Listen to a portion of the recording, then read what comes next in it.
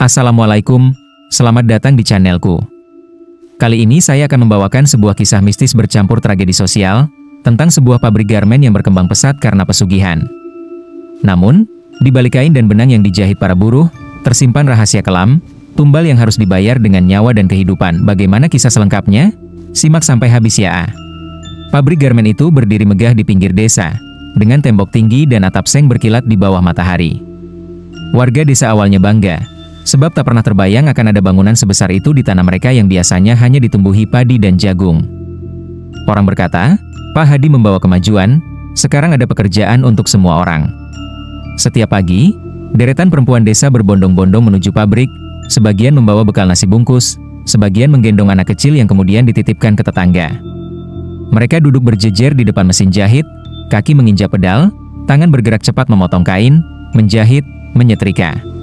Namun, seiring waktu, kebanggaan itu berubah jadi keluh kesah. Upah yang diterima hanya cukup untuk membeli beras dan sedikit lauk, sedangkan jam kerja semakin panjang. Suara mesin berderu nyaris tanpa henti dari subuh sampai malam, membuat telinga berdenging. Yang paling mengganggu adalah seringnya terjadi kecelakaan kecil. Jari teriris gunting, tertusuk jarum, atau tergores mesin pemotong kain. Hampir setiap hari ada saja buruh yang menjerit pelan, menahan perih sambil membalut jarinya dengan kain seadanya. Anehnya, luka-luka itu tidak pernah sembuh sempurna. Ada bekas merah tipis yang menetap, seolah jari mereka telah ditandai sesuatu yang tak kasat mata. Ah, namanya juga kerja kasar, pasti ada risikonya, kata mandor dengan acuh. Tapi di antara buruh, bisik-bisik mulai terdengar. Mengapa luka-luka kecil itu terasa seperti kutukan, bukan sekadar kecelakaan? Dan meski kecelakaan hampir setiap hari, pabrik tidak pernah kekurangan pesanan. Justru semakin banyak buruh celaka, semakin deras order datang dari kota dan luar negeri. Seperti ada hubungan yang tak terlihat antara derita mereka dengan rezeki yang mengalir deras ke kantong pemilik pabrik, Pak Hadi Santosa. 20 tahun sebelum pabrik itu berdiri, Hadi Santosa hanyalah seorang penjahit kecil di pasar kecamatan. Meja kerjanya sempit, mesinnya tua, dan kain-kain jahitannya jarang laku. Berkali-kali ia mencoba mengembangkan usaha, tapi selalu bangkrut suatu malam. Ketika keputusasaan sudah mencapai puncak, seorang kawan lama menuntunnya ke rumah seorang dukun tua bernama Mbah Reksodiwiryo. Rumah itu berada di tepi hutan bambu, dipenuhi bau kemenyan dan suara jangkrik yang bersahutan. Hadi masuk dengan gemetar, tapi Mbah Reksodiwiryo sudah menunggu, seolah tahu kedatangannya. Kau ingin usahamu besar? Kau ingin orang berbondong-bondong memesan jahitanmu? Tanya sang dukun dengan suara serak. Iya, Mbah, saya sudah lelah gagal terus, jawab Hadi. Setengah putus asa, Mbah itu kemudian mengeluarkan sehelai kain putih polos, tampak biasa saja, namun terasa dingin saat disentuh. Inilah kain aji penglaris. Selama kau memilikinya, usaha menjahitmu takkan pernah sepi order. Tapi ada syarat yang harus kau patuhi. Hadi menelan ludah. Apa syaratnya, Mbah? Kain ini membutuhkan tumbal. Ia menjahit rezekimu dengan benang kehidupan orang lain. Setiap buruhmu kelak akan kehilangan sedikit benang hidupnya. Umur mereka akan lebih pendek. Dan, setiap bulan, kain ini harus diberi cap jari, darah segar dari luka kecil pekerja. Tidak perlu nyawa, cukup ujung jari yang terluka. Itu sudah cukup untuk membuat kain ini hidup. Hadi terdiam. Di satu sisi, syarat itu terdengar mengerikan. Tapi di sisi lain, ia berpikir, luka kecil? Pekerja mana yang tak pernah terluka saat menjahit? Itu hal biasa. Malam itu, ia mengangguk. Dan sejak detik itu, jalan hidup Hadi berubah. Sebuah perjanjian gaib telah disepakati. Seiring berjalannya waktu, usaha Hadi berkembang luar biasa cepat. Dari kios sempit di pasar, ia bisa membeli tanah luas di pinggir desa dan membangun pabrik garmen dengan ratusan mesin. Order datang tanpa henti. Baju seragam sekolah, kemeja ekspor, bahkan pesanan besar dari luar negeri. Namun, ada sesuatu yang aneh di dalam pabrik itu. Para buruh sering mengeluh tubuh mereka cepat sekali lelah, meski usia masih muda. Ada yang baru berusia 20 tahun, tapi wajahnya tampak seperti perempuan 40-an. Kulit kusam, mata cekung, rambut memutih lebih awal. Seolah tenaga hidup mereka habis disedot entah kemana. Selain itu, hampir semua buruh memiliki luka di jari. Awalnya mereka mengira itu hal biasa, risiko kerja menjahit. Tapi anehnya, luka-luka itu tidak pernah sembuh sempurna. Bekas merah tipis selalu tertinggal di ujung jari, seperti cap permanen. Heran, ya. Rasanya jariku selalu perih walau sudah berbulan-bulan, bisik Wati pada Siti saat jam istirahat. Siti hanya mengangguk, menatap jarinya yang juga memiliki bekas serupa. Lebih aneh lagi, setiap kali banyak buruh terluka, keesokan harinya order masuk dalam jumlah besar. Seperti ada hubungan gaib antara darah buruh dan keberuntungan pabrik di malam hari. Beberapa pekerja yang lembur mendengar suara aneh dari gudang, bunyi mesin jahit yang berputar sendiri, meski tak ada orang di sana. Kadang terdengar pula suara kain yang disobek, diiringi bisikan samar. Tapi setiap kali mereka melapor ke mandor, jawabannya selalu sama. Ah, itu cuma perasaan kalian saja. Jangan mengada-ada. Kerja saja yang benar. Namun, di hati para buruh, rasa takut itu tumbuh. Pabrik yang dulu dibanggakan desa, kini perlahan berubah menjadi tempat angker yang seakan memakan mereka sedikit demi sedikit. Hari-hari di pabrik terasa semakin berat. Hampir semua buruh kini memiliki luka di jari. Ada yang sekadar goresan kecil, ada yang terus bernanah meski sudah dibalut. Setiap kali tangan menyentuh kain putih produksi, rasa perih itu muncul, seolah ada jarum tak kasat mata yang menusuk semakin dalam. Siti memperhatikan dengan cemas. "Kenapa lukamu nggak kering-kering, Ti?" tanya Wati, sahabatnya. "Aku juga nggak ngerti. Sudah kupakai obat dari warung, tetap saja begitu. Kadang malah keluar darah sendiri, padahal aku lagi nggak kerja." Yang lebih aneh, luka-luka itu tidak pernah sembuh sepenuhnya. Ketika akhirnya kering, selalu ada bekas merah tipis berbentuk lingkaran kecil di ujung jari. Hampir semua buruh punya tanda yang sama, seperti cap rahasia yang dibuat dengan sengaja. Seiring waktu, tanda itu membuat para pekerja resah. Mereka mulai membandingkan satu sama lain, menyadari bahwa cap itu tak bisa hilang. Beberapa bahkan mencoba mengikisnya dengan pisau atau menggosok dengan batu, tapi tanda itu justru semakin jelas. Tak hanya itu, tubuh mereka terasa semakin rapuh. Banyak yang sering pusing, napas pendek, bahkan ada yang jatuh pingsan di tengah kerja. Wajah mereka pucat, tapi mandor hanya berkata dingin, "Kalau sakit, silakan keluar." Banyak orang lain yang mau kerja di sini. Siti mulai merasakan hal yang lebih menyeramkan. Beberapa kali, ketika menutup mata di malam hari, ia bermimpi benang putih panjang keluar dari dadanya, ditarik oleh tangan tak terlihat ke arah kain besar yang terlipat di ruangan gelap. Benang itu terasa hangat, seperti bagian dari tubuhnya sendiri. Ia terbangun dengan keringat dingin, menatap jarinya yang berdenyut perih. Dalam hatinya, ia tahu, luka-luka itu bukan sekadar kecelakaan kerja. Ada sesuatu yang lebih kelam sedang terjadi di pabrik itu. Di ruang makan sederhana pabrik, para buruh sering berkumpul saat jam istirahat. Nasi bungkus mereka sama, nasi putih dengan lauk tempe goreng atau ikan asin. Tapi yang lebih ramai dari makanan adalah bisikan yang menyebar dari mulut ke mulut. "Heran aku," kata Wati dengan suara pelan, menatap sekeliling memastikan mandor tak mendengar. "Setiap kali banyak dari kita terluka, besoknya pasti ada order besar datang. Kau sadar nggak?" Beberapa buruh mengangguk. "Iya, seolah-olah darah kita ini yang bikin pabrik maju." Siti hanya diam, menatap jari-jarinya yang masih terasa perih. Dalam hatinya, ia tahu apa yang dikatakan Wati ada benarnya. Setiap tetes darah, setiap luka, seakan menjadi bahan bakar tak terlihat yang membuat mesin pabrik terus berputar. Ada pula yang berbisik lebih jauh, mengaitkan semua itu dengan pesugihan. Katanya Pak Hadi dulu pernah datang ke dukun terkenal.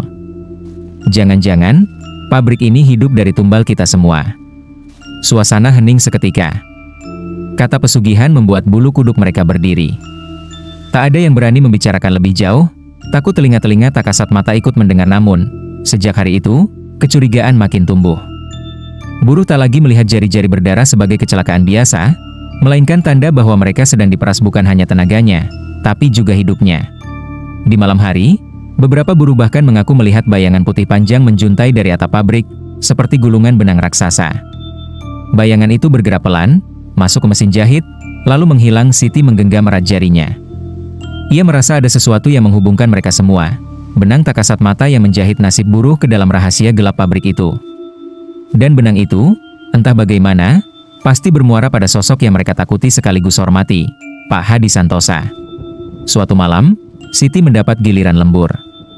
Hanya ada segelintir buruh yang bertahan hingga larut, menuntaskan jahitan pesanan seragam sekolah. Udara terasa pengap, mesin-mesin berdengung, dan cahaya lampu neon bergetar redup. Saat jam mendekati tengah malam, mandor pergi sebentar, meninggalkan mereka sendirian. Rasa kantuk membuat Siti bangkit dari kursinya untuk mencari air. Ia berjalan melewati lorong belakang menuju gudang kain. Pintu gudang itu biasanya terkunci, tapi malam itu terbuka sedikit. Rasa penasaran mendorongnya masuk. Di dalam, bau kemenyan samar tercium, bercampur dengan aroma kain baru. Gudang itu penuh gulungan kain putih, tersusun rapi. Tapi di tengah ruangan, ada sebuah kain besar terlipat, berbeda dari yang lain. Warnanya putih pucat, tapi di permukaannya terlihat bintik-bintik merah, seperti noda darah yang telah lama meresap. Siti mendekat dengan jantung berdegup kencang. Begitu tangannya hampir menyentuh kain itu, ia merasa ada hembusan dingin menusuk tulang. Sekilas, ia melihat sesuatu bergerak di permukaan kain, benang-benang halus yang melintang, seperti urat hidup. Ketakutannya memuncak ketika ia menyadari satu hal. Benang itu mirip sekali dengan benang yang sering ia lihat dalam mimpinya, benang yang keluar dari dadanya sendiri. Tiba-tiba, kain itu bergetar pelan, seolah bernafas. Dari sela-sela lipatannya terdengar bisikan samar, "Berikan darah, berikan jari, biar hidupmu terjahit di sini." Siti tersentak mundur, hampir menjerit. Ia menutup mulutnya dengan tangan, lalu berlari keluar gudang dengan tubuh gemetar. Malam itu, ia tak bisa tidur. Kini ia tahu, semua luka buruh, semua benang kehidupan yang tersedot, ternyata berakhir di kain penglaris itu. Dan kain itu bukan benda mati, ia hidup, lapar, dan terus menuntut tumbal. Seiring waktu, pabrik garmen milik Hadi makin terkenal. Order mengalir deras, omzet naik berkali lipat, dan gudang tak pernah kosong dari kain. Dari luar, semua tampak sempurna.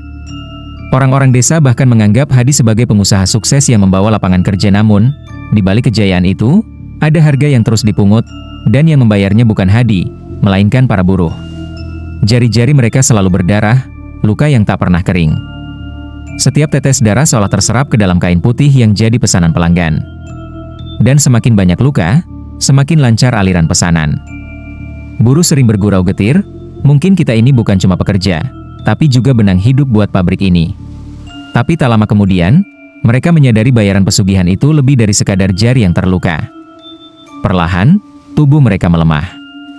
Banyak yang kehilangan semangat, tidur tak pernah nyenyak, bahkan wajah mereka menua jauh lebih cepat. Perempuan yang baru 25 tahun tampak seperti 40. Laki-laki yang masih muda jalannya sudah membungkuk. Wati, sahabat dekat Siti, jatuh sakit parah. Tubuhnya kurus tinggal tulang, padahal sebelumnya ia dikenal paling rajin dan kuat. "Siti," suaranya bergetar. "Aku rasa umurku sedang dijahit ke dalam kain itu." Air mata Siti menetes. Kata-kata itu bukan sekadar keluhan. Ia merasakan kebenarannya. Sementara itu, Hadi justru semakin sehat, semakin segar. Tubuhnya bugar meski usianya terus menua. Ia tampak seperti pria setengah baya penuh energi, padahal umurnya sudah lebih dari 50. Seakan semua umur yang hilang dari buruh berpindah padanya, desas-desus makin santer. Pesugihan itu bukan sekadar menuntut darah, tapi juga menyedot benang kehidupan buruh, umur, tenaga, dan semangat mereka. Harga kejayaan Hadi adalah penderitaan buruh. Harga kemewahannya adalah masa depan yang direnggut dari pekerja-pekerja miskin, namun semua itu dilakukan dengan cara begitu halus, sehingga tak ada yang bisa menuntut atau melawan. Bagaimana mereka bisa protes, kalau yang diambil bukan uang atau tenaga kerja semata, melainkan sesuatu yang tak kasat mata, hidup mereka sendiri. Dan pabrik itu terus berputar, seakan menelan nyawa demi nyawa sebagai ongkos kejayaan. Bisikan soal pesugihan semakin sulit ditepis. Kematian beberapa buruh, tubuh-tubuh lemah yang makin banyak, serta kain putih bernoda darah membuat rasa takut bercampur amarah. Di ruang makan sederhana, percakapan para buruh tak lagi hanya keluhan, tetapi mulai berubah jadi tekad. "Kita nggak bisa terus kayak gini," ucap seorang buruh pria bernama Surip. "Kalau benar umur kita yang jadi bayaran, lama-lama habis semua." Sementara dia, Pak Hadi, hidup enak di rumah besar. "Kalau kita protes, mandor pasti marah. Bisa-bisa langsung dipecat," sahut yang lain dengan suara ragu. "Tapi mau sampai kapan kita diam?" Surip menatap mereka dengan mata berapi. "Diam bukan bikin kita selamat. Diam justru bikin kita pelan-pelan mati." Kata-kata itu menggema di dada Siti. Ia tahu Surip benar. Diam hanya menjadikan mereka tumbal yang lebih mudah. Malam itu, ketika pulang, ia membisikkan pada Wati, "Mungkin kita harus berani. Kalau tidak, benang kehidupan kita akan terus ditarik sampai putus." Keesokan harinya, perlawanan kecil dimulai. Saat mandor memerintahkan lembur tanpa bayaran tambahan, beberapa buruh menolak. Mereka meletakkan jarum dan gunting, berdiri menatap tajam ke arah mandor. Kami manusia, bukan mesin. Kalau terus dipaksa, kami mogok. Mandor terkejut, lalu marah. Kalian berani melawan? Teriaknya. Tapi untuk pertama kalinya, belasan buruh berdiri bersatu, tak gentar meski suara mandor menggelegar di luar pabrik. Kabar protes kecil itu menyebar. Buruh-buruh lain mulai ikut berbisik, menyiapkan keberanian mereka. Api perlawanan yang lama padam kini mulai menyala. Namun, malamnya, ketika Siti dan beberapa buruh berkumpul di rumah Surip untuk merencanakan mogok besar, angin dingin berhembus kencang. Lampu minyak bergetar, bayangan menari di dinding. Tiba-tiba, kain putih panjang menjuntai dari langit-langit, jatuh perlahan seperti jaring raksasa. Benang-benangnya berkilau, menjerat kaki salah satu buruh. Ya Allah, teriak Wati, mencoba menarik temannya. Tapi semakin ditarik, benang itu semakin kuat, seakan hidup. Dari kejauhan terdengar bisikan yang sama dengan yang Siti dengar di gudang. Darah, jari, hidupmu adalah harga. Mereka panik, berusaha melawan, sampai akhirnya Surip berhasil memutus sebagian benang dengan pisau. Jaring itu menghilang seketika, meninggalkan bekas merah di kulit buruh yang terjerat. Siti terengah-engah. Perlawanan mereka sudah dimulai, tapi kain penglaris itu juga sudah menunjukkan bahwa ia tak akan diam. Hadi duduk di ruang tamu rumah megahnya, ditemani denting gelas kristal berisi minuman mahal. Dari jendela besar, ia bisa melihat pabriknya tetap menyala meski tengah malam. Mesin-mesin berdengung tanpa henti. Ia tersenyum puas. Semua berjalan sesuai keinginannya. Namun malam itu berbeda. Senyum Hadi perlahan luntur ketika ia merasakan tubuhnya kaku. Tangan kirinya tiba-tiba gemetar hebat, seolah ada benang tak terlihat yang mengikat sendi-sendi. Dari ujung jari, muncul garis merah tipis, menyerupai benang darah yang perlahan menjalar ke lengan. Hadi panik. Ia berlari ke cermin besar, dan hampir menjerit ketika melihat bayangannya. Wajahnya tampak muda, tapi di balik kulitnya ada sesuatu yang bergerak. Benang-benang halus menjahit pori-porinya, seperti boneka kain yang dijahit terlalu rapat. Tidak, ini bukan bagian dari perjanjian, teriaknya, menghantam cermin hingga retak. Tiba-tiba, kain putih panjang melayang keluar dari kamar kerjanya. Itulah kain penglaris, kini hidup sepenuhnya. Lipatannya bergerak, benangnya menjulur, merayapi lantai seperti ular lapar. Dari dalam kain terdengar bisikan ribuan suara buruh, serak, lemah, penuh ratapan. Kembalikan, hidup kami. Hadi mundur ketakutan. Ia mencoba memanggil nama dukun yang dulu memberinya pesugihan, tapi suaranya hilang tenggelam oleh bisikan itu. Benang-benang merah menjerat kakinya, menariknya jatuh. Di saat yang sama, di pabrik, buruh-buruh yang lembur tiba-tiba merasakan kejanggalan. Mesin-mesin berhenti bergerak, lampu berkedip padam. Mereka mendengar jeritan samar dari arah rumah besar Hadi. Siti menatap keluar jendela, melihat cahaya merah membubung dari rumah majikannya, seperti api yang terbakar dari benang-benang darah. Di ruang tamu, Hadi tersungkur. Tubuhnya perlahan terbungkus kain penglaris, wajahnya tertutup, napasnya tersedak. Saat matanya terakhir kali terbuka, ia melihat semua buruh berdiri menatapnya dari balik kain, bukan dengan wajah marah, melainkan dengan tatapan kosong penuh luka. Jeritannya membelah malam, lalu hening.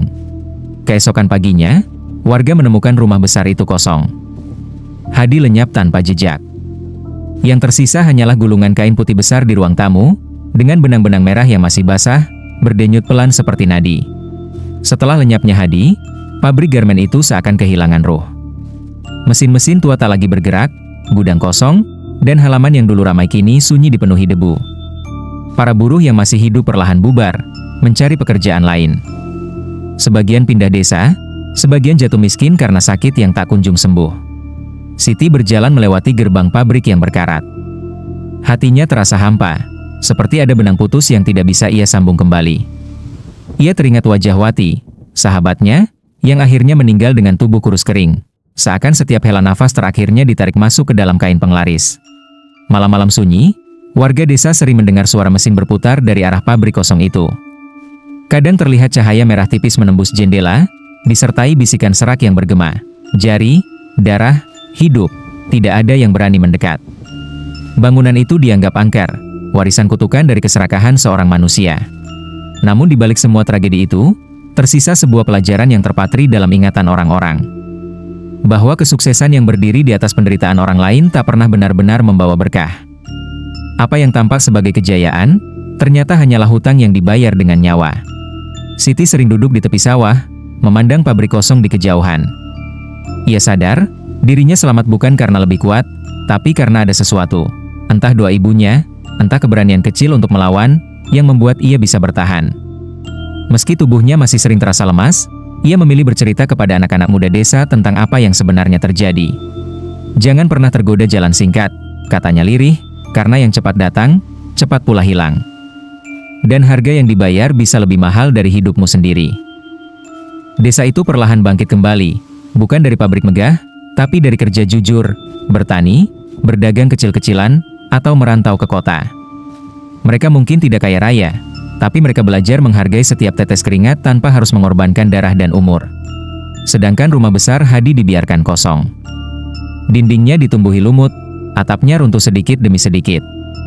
Namun di dalamnya, gulungan kain putih itu tetap ada. Orang-orang berkata, siapapun yang mencoba menyentuh kain itu akan mendengar bisikan ribuan buruh yang pernah menjadi tumbalnya.